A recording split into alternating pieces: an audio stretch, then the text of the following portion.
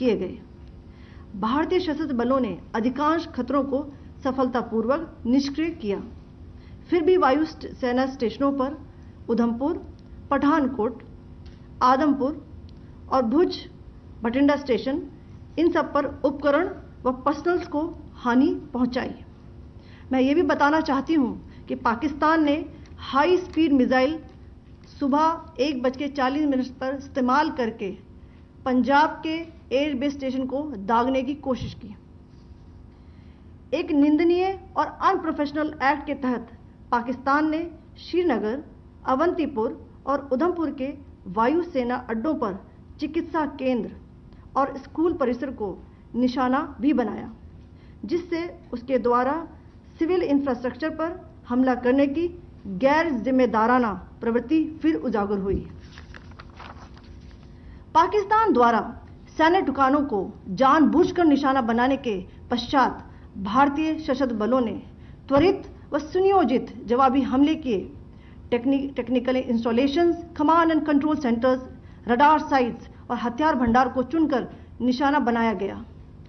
Rafiki, मुरीद, चकलाला, रहमियार खान, सुकूर और चुनिया स्थित पाक के सैन्य ठिकानों पर एयर लॉन्च्ड सटीक हथियारों व लड़ाकू जेट से प्रहार किए गए।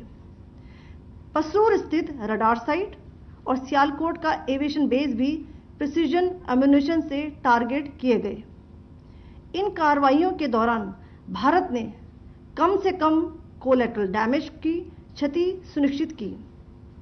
चिंता का विषय यह रहा कि पाकिस्तान ने लाहौर से उड़ान भरने वाले नागरिक विमानों की आड़ लेकर अंतर्राष्ट्रीय हवाई मार्गों का दुरुपयोग किया ताकि वह अपनी गतिविधियां छिपा सके। ऐसी चालों ने भारतीय वायु प्रतिरक्षा तंत्र को नागरिक सुरक्षा सुनिश्चित करते हुए अत्यधिक संयम के साथ कार्य करने के लिए विवश किया।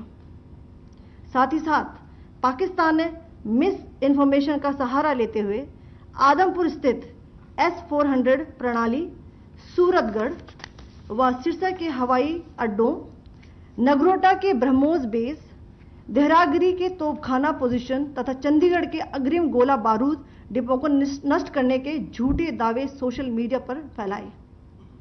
भारत इन फॉल्स नैरेटिव्स को पूर्णतः खारिज करता है। नियंत्रण रेखा पर पाकिस्तान ने ड्रोन घुसपैठ और भारी तोपखाना गोलाबारी के कई प्रयास किए। कुपवाड़ा, बारामूला, पुंछ, राजौरी और अखनूर सेक्टर्स में तोप, मोर्टार एवं हल्के हथियारों से भीषण गोलाबारी जारी रही। भारतीय सेना ने प्रभावी व तुलनात्मक प्रत्युत्तर देते हुए पाक सेना को काफी क्षति पहुंचाई। पाकिस्तान सेना के अग्रिम क्षेत्रों में सैनिकों की डिप्लॉयमेंट बढ़ती दिख रही है, जो स्थिति को और भड़काने की मंशा दर्शाती है।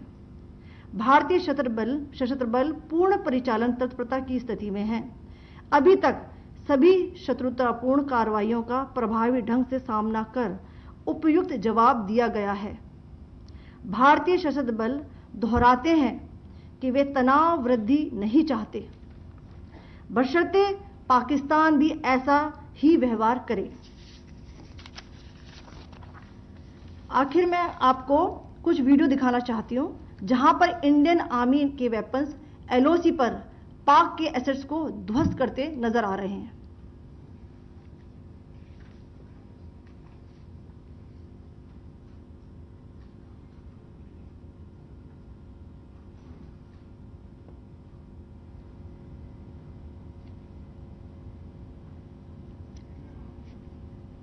स्क्रीन में आप देख सकते हैं इस वीडियो को।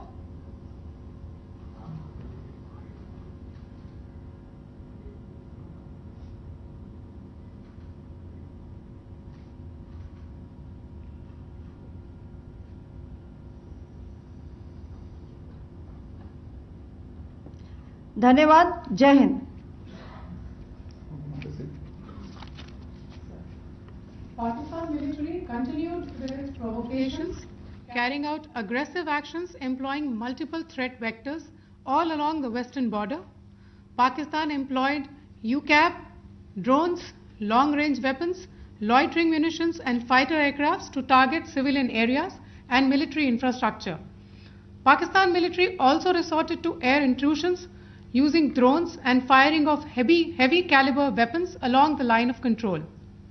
Along the international border and the line of controls, air intrusion and several harassment attacks were also attempted from Srinagar till Nalia at more than 26 locations. Indian Armed Forces successfully neutralized these threats and majority of the vectors. However, limited damage was sustained to equipment and personnel at Indian Air Force stations at Udhampur, Pathankot, Adampur and Bhuj. There were also several high-speed missile attacks noticed subsequently after 0140 hours in the night at several air bases in Punjab. In a deplorable cowardly act, targeting of civilian infrastructure also had taken place, where Pakistan attacked the Medicare Center and school premises at the air bases of Srinagar, Avantipur and Udhampur, yet again displaying irresponsible targeting of our civilian infrastructure. In a swift and calibrated response, Indian Armed Forces carried out precision attacks only on identified military targets. These included technical infrastructure, command and control centers, radar sites and weapon storage areas. Pakistan military targets at Rafiqi, Murid, Chaklala, Rahim Yar Khan, Sukur and Chunya were engaged using air-launched precision weapons from our fighter aircraft. Radar site at Pasroor and Sialkot Aviation Base were also targeted using precision munitions. While carrying out these responses, India ensured minimum collateral damage. Pakistan has also attempted to execute a continued malicious misinformation campaign with claims of destruction of Indian S-400 system at Adampur, destruction of airfields at Suratgarh and Sirsa, BrahMos base at Nagrota, RT gun positions at Derang Yari and Chandigarh forward ammunition depot, with heavy damages to other military stations being propagated on social media. India unequivocally rejects these false narratives being spread by Pakistan. Along the line of control also, Pakistan has attempted multiple air intrusions using drones and conducted shelling using heavy caliber RT guns, targeting civilian infrastructure and killing some civilians. Heavy exchange of artillery mortars and small arm fire in Kupwara, Baramulla, Poonch, Rajouri and Akhnur sectors continued. Indian Army has responded effectively and proportionately, causing extensive damage to Pakistan Army. Pak military has been observed to be moving their troops into forward areas, indicating offensive intent to further escalate the situation. Indian Armed Forces remain in a high state of operational readiness. All hostile actions have been effectively countered and responded appropriately. Indian Armed Forces reiterate their commitment to non-escalation, provided it is reciprocated by the Pakistan military. At the end, I would also like to show you a few images of Air Force bases in the Punjab sector and